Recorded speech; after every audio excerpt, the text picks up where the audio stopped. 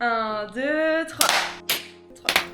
Bonjour et bienvenue dans un nouvel épisode du Café Nemo. Bienvenue dans le deuxième épisode du Café Nemo. Bienvenue au Café Nemo. Voilà. On était lancés. Oh yeah. Bonjour et bienvenue au Café Nemo. Moi c'est Lisa. Et moi c'est Maë.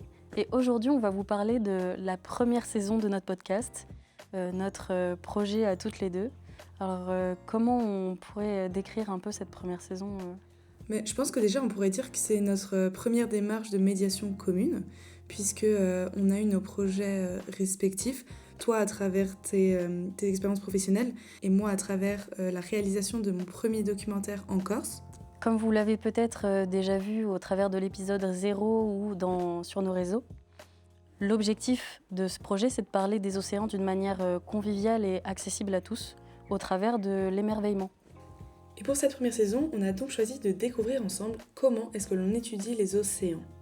Il y aura 7 épisodes d'environ 30 à 45 minutes dans lesquels vous apprendrez comment les chercheurs et les chercheuses étudient la vie marine, pourquoi c'est important pour nous, mais aussi comment est-ce que vous pouvez participer à la science à votre manière. À chaque épisode, nos invités ils vont vous raconter la mer au travers de fun facts. Savez-vous qu'il y avait du cochon d'Inde en Arctique ? D'anecdotes. Si vous dites à votre grand-mère que vous observez des organismes microscopiques avec des satellites qui sont situés au-dessus de l'atmosphère, elle va penser que vous moquez d'elle. De métier des océans. Je suis une plongeuse scientifique et j'explore la Méditerranée depuis une bonne dizaine d'années. De grandes questions. Comment tu fais pour transformer ces éléphants de mer en sentinelles ? Selon vous, les satellites, qu'est-ce que ça permet de faire dans l'étude du phytoplancton qui n'était pas possible avant ? Et tu m'as dit que tu avais une chouette anecdote sur les belugas. Et de réponses inspirantes. Encore une fois, on vit tous en relation avec d'autres organismes.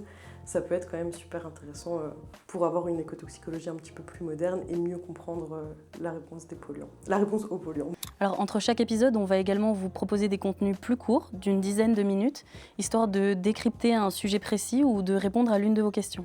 Alors si vous avez des questions ou des idées à nous proposer, vous pouvez nous écrire sur nos réseaux sociaux. Ensemble, on veut rendre la science vivante, compréhensible et un peu magique, parce que l'océan est incroyable. Alors prenez votre tasse et plongez avec nous dans les profondeurs des océans. J'adore cette phrase en vrai.